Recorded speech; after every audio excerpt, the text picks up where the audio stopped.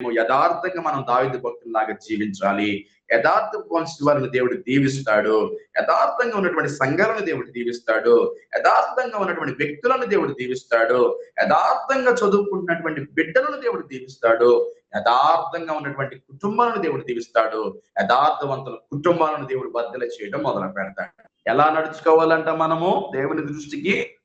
వివేకముగా, జ్ఞానము కలిగి వివేకవంతులుగా మనం ఉండాలి. ఒకవేళ సొలొమోను ఖచ్చితంగా ప్రభు మనకి ఇస్తాడు.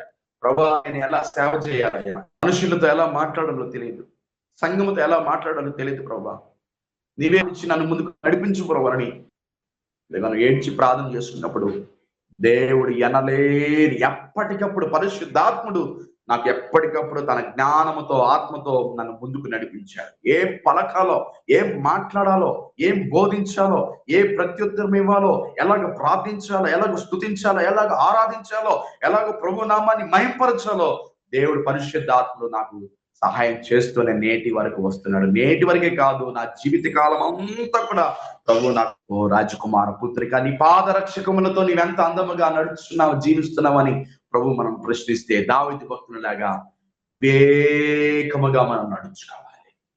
ఏది తినాలో ఇది తినొచ్చా లేదా వివేకంగా నడుచుకోవాలి. ఇలాగా మాట్లాడొచ్చా మాట్లాడకూడదా వివేకంగా ఆలోచించి ముందు మాటగా మాట్లాడాలి. మనం జ్ఞానాన్ని కలిగి మనం ముందుకు వెళ్ళగలిగితే, వివేకంగా మనం నడుచుకోగలిగితే దేవుడు మనల్ని ఎలాగ ఆశీర్వదిస్తాడో తెలుసా అండి? అంచెలంచెలుగా ఆశీర్వదిస్తాడు.